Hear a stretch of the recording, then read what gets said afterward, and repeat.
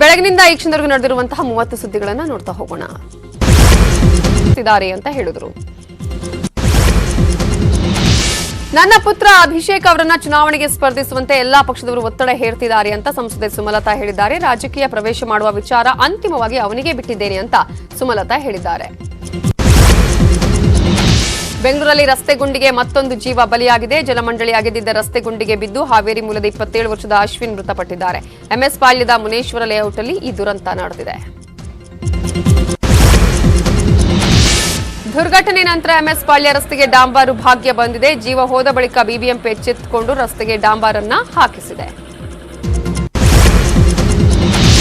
ರಸ್ತೆ ಗುಂಡಿಗೆ ಬಿದ್ದು ಅಶ್ವಿನ್ ಸಾವನ್ನಪ್ಪಿದ ಹಿನ್ನೆಲೆಯಲ್ಲಿ ಪ್ರತಿಕ್ರಿಯೆ ಕೊಟ್ಟಂತಹ ಬಿಡಿಎ ಅಧ್ಯಕ್ಷ ಎಸ್ಆರ್ ವಿಶ್ವನಾಥ್, ರಸ್ತೆ ಚೆನ್ನಾಗಿದೆ, ಮ್ಯಾನ್ ಹೋಲ್ನಿಂದ ಈ ರೀತಿಯಾದಂತಹ ಒಂದು ಘಟನೆ ನಡೆದಿದೆ. ಪರಿಹಾರದ ಬಗ್ಗೆ ಗೌರವ್ ಗುಪ್ತಾ ಅವರ ಜೊತೆ ಮಾತಾಡಿದ್ದೇನೆ. ಸಿಎಂ ಗಮನಕ್ಕೆ ತಂದು ಪರಿಹಾರವನ್ನ ಘೋಷಣೆ ಮಾಡ್ತೇವೆ ಅಂತ ಹೇಳಿದರು. ಉಕ್ರೇನ್ನಲ್ಲಿ ಸಾವನ್ನಪ್ಪಿರುವ ನವೀನ್ ಮೃತದೇಹದ ವಿಷಯಕ್ಕೆ ಸಂಬಂಧಪಟ್ಟ ಹಾಗೆ ರಾಜಕೀಯ ಕೆಸರೆರಚಾಟ ನಡೀತಾ ಇದೆ. ಈ ಬಗ್ಗೆ ಮಾತಾಡಿದ ಪರಿಷತ್ ವಿಪಕ್ಷ ನಾಯಕ ಬಿಕೆ ಹರಿಪ್ರಸಾದ್, ನವೀನ್ ಮೃತದೇಹವನ್ನ ಆದಷ್ಟು ಬೇಗ ತರಬೇಕು ಅಂತ ಕಿಡಿಕಾರಿದ್ರು. ಇದೇ ವಿಷಯಕ್ಕೆ ರಿಯಾಕ್ಟ್ ಮಾಡಿದ ಸಚಿವ ಸುಧಾಕರ್, ನವೀನ್ ಮೃತದೇಹವನ್ನ ತರ್ತೀವಿ ಅಂತ ಹೇಳಿದರು. ಸಾರಾ ಮಹೇಶ್ ಸಿದ್ದರಾಮಯ್ಯ ವಿರುದ್ಧ ಕೆಂಡಕಾರಿದ್ದಾರೆ. ಸಿದ್ದರಾಮಯ್ಯ ಇವರಿಗೆ ಯಾರು ಮಾಡದಷ್ಟು ಸಾಲ ಮಾಡಿದ್ದಾರೆ, ಸಿದ್ದರಾಮಯ್ಯ ಅವರಿಗೆ ಭಾರತ ರತ್ನ ನೀಡಲಿ ಅಂತ ಕಿಚಾಯಿಸಿದ್ದಾರೆ.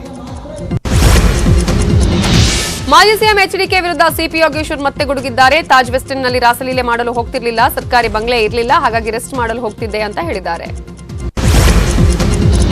ಪರೀಕ್ಷೆ ಶುರುವಾಗ್ತಿದ್ದಂತೆ ಖಾಸಗಿ ಶಾಲೆಗಳ ಫೀಸ್ ಸುಲಿಗೆ ಶುರುವಾದಾಗ ಕಾಣಿಸುತ್ತಿದೆ. ಬೆಂಗಳೂರಿನ ಇಂದಿರಾನಗರದ ಕಾವೇರಿ ಶಾಲೆಯಲ್ಲಿ ಶುಲ್ಕ ಕಟ್ಟಿಲ್ಲ ಅಂತ 100ಕ್ಕೂ ಹೆಚ್ಚು ಮಕ್ಕಳನ್ನ ಕೂಡಿ ಹಾಕಿರುವ ಆರೋಪ ಕೇಳಿಬಂದಿದೆ. ಫೀಸ್ ಕಟ್ಟದ ಹಿನ್ನೆಲೆ ವಿದ್ಯಾರ್ಥಿಗಳನ್ನು ಹೊರಗಡೆ ಕೂರಿಸಿದ ಘಟನೆ ಮೈಸೂರು ಜಿಲ್ಲೆಯ ಕೆಆರ್ ನಗರದ ವಸವಿ ಶಾಲೆಯಲ್ಲಿ ನಡೆದಿದೆ.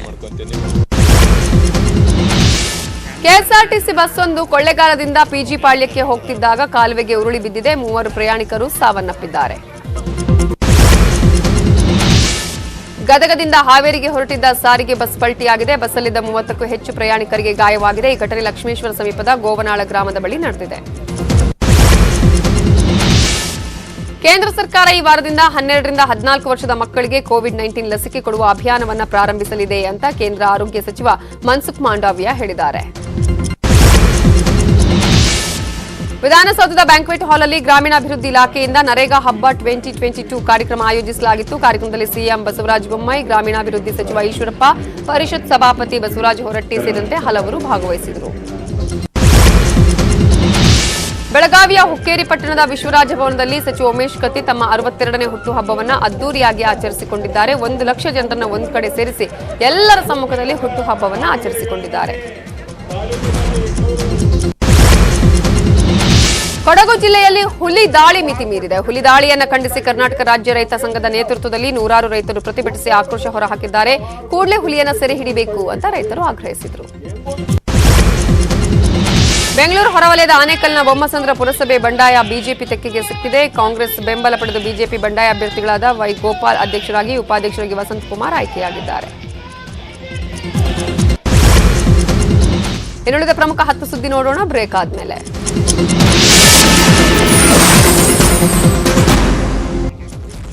Welcome back. ಉಳಿದ ಪ್ರಮುಖ ಸುದ್ದಿಯನ್ನ ಒಂದೊಂದಾಗಿ ನೋಡ್ತಾ ಹೋಗೋಣ. ಹಿಂದುಳಿದ ಶೋಷಿತ ವರ್ಗಗಳ ಮೇಲಿನ ದೌರ್ಜನ್ಯ ಖಂಡಿಸಿ ಯಾದಗಿರಿಯಲ್ಲಿ ಅಹಿಂದ ವರ್ಗಗಳ ಬೃಹತ್ ಪ್ರತಿಭಟನಾ ಮೆರವಣಿಗೆ ನಡೆಯಿತು. ಪ್ರತಿಭಟನೆಯಲ್ಲಿ ಸಾವಿರಾರು ಹಿಂದುಳಿದ ವರ್ಗದ ಜನ ಭಾಗಿಯಾಗಿದ್ದರು. ತುಮಕೂರು ಜಿಲ್ಲೆಯ ಕುಣಿಗಲ್ ತಾಲೂಕಿನ ಬಿಸೇಗೌಡನ ದೊಡ್ಡಿಯಲ್ಲಿ ಕ್ರಷರ್ ನಿಲ್ಲಿಸುವಂತೆ ಗ್ರಾಮಸ್ಥರು ಪ್ರತಿಭಟನೆ ನಡೆಸುತ್ತಿದ್ದಾರೆ. ರೈತ ಸಂಘಟನೆಗಳು ಹಾಗೂ ಕೆಆರ್ಎಸ್ ಪಕ್ಷದಿಂದ ಪ್ರತಿಭಟನೆಗೆ ಸಾಥ್ ನೀಡಿದ್ದಾರೆ. ಬೆಂಗಳೂರಲ್ಲಿ ಬುಲೆಟ್ಗಳನ್ನೇ ಟಾರ್ಗೆಟ್ ಮಾಡಿ ಕಳ್ಳತನ ಮಾಡ್ತಾ ಇದ್ದ ಆರೋಪಿಯನ್ನು ಯಶವಂತಪುರ ಪೊಲೀಸರು ಬಂಧಿಸಿದ್ದಾರೆ. ಸಿಸಿಟಿವಿ ದೃಶ್ಯ ಆಧರಿಸಿ ಆರೋಪಿಯನ್ನು ಬಂಧಿಸಲಾಗಿದ್ದು 8 ಲಕ್ಷ ಮೌಲ್ಯದ 4 ಬುಲೆಟ್ ಬೈಕ್ಗಳನ್ನು ವಶಕ್ಕೆ ಪಡೆಯಲಾಗಿದೆ. ಮಹಿಳಾ ದಿನಾಚರಣೆ ವೇಳೆ ಚಿತ್ರದುರ್ಗದ ಜಿಲ್ಲಾ ಪಂಚಾಯಿತಿ ಸಿಒ ಸಖತ್ ಡಾನ್ಸ್ ಮಾಡಿರುವ ವಿಡಿಯೋ ವೈರಲ್ ಆಗ್ತಿದೆ. ಜಿಲ್ಲಾ ಪಂಚಾಯಿತಿ ಸಿಒ ನಂದಿನಿ ದೇವಿ ಹಾಗೂ ಡಿಸಿ ಕವಿತಾ ಮನ್ನಿಕೇರಿ ಕುಲದಲ್ಲಿ ಕೀಳ್ಯಾವುದೋ ಹುಚ್ಚಪ್ಪ ಹಾಡಿಗೆ ಸ್ಟೆಪ್ಸ್ ಹಾಕಿದ್ದಾರೆ.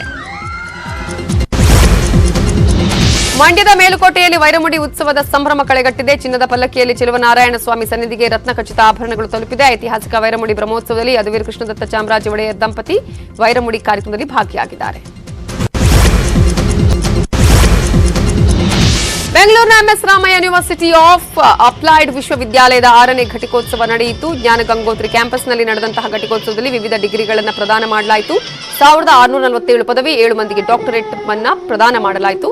28 ವಿದ್ಯಾರ್ಥಿಗಳಿಗೆ ಎಂಎಸ್ ರಾಮಯ್ಯ ಗೋಲ್ಡ್ ಮೆಡಲ್, 28 ವಿದ್ಯಾರ್ಥಿಗಳಿಗೆ ವೆಂಕಟಮ್ಮ ರಾಮಯ್ಯ ಸಿಲ್ವರ್ ಮೆಡಲ್, 8 ವಿದ್ಯಾರ್ಥಿಗಳಿಗೆ ಗೌರಮ್ಮ ರಾಮಯ್ಯ ಸಿಲ್ವರ್ ಮೆಡಲ್ ನೀಡಿ ಗೌರವಿಸಲಾಯಿತು.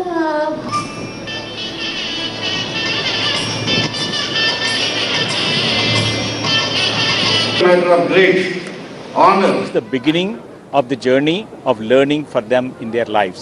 Now they move to higher education or finding employment where they will realize that the learning will continue. So my best wishes to all the students who graduated for a very bright career ahead of them. I would say that it's a great opportunity for them to learn. We are here to nurture their ideas. I'm sure and confident that who come to us for studies, they will have a great career ahead.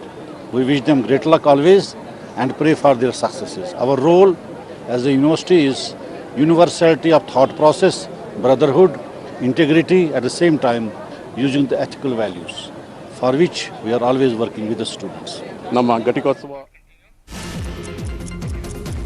ಇವಿಷ್ಟು ಈ ಹೊತ್ತಿನ ಪ್ರಮುಖ ಸುದ್ದಿ. ನೋಡ್ತಾ ಇರಿ news 18 Kannada, ಜಾಲ ನಮ್ಮದು, ಬಲ ನಿಮ್ಮದು.